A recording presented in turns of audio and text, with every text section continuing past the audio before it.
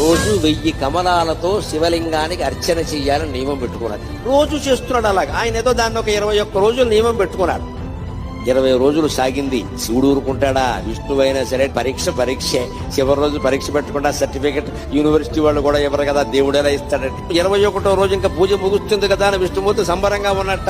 రోజు చెరువులో 1100 కమలాలు పైన పోస్తున్నాను, నేను 1000 పోస్తున్నాను, బాగున్నావు చూసి అంటే అలా అని పెడితే ఆ వేళ ఆశ్చర్యకరంగా 999 పూసాయి. ఎంత వెతికినా 1000 కమలం కనపడదు.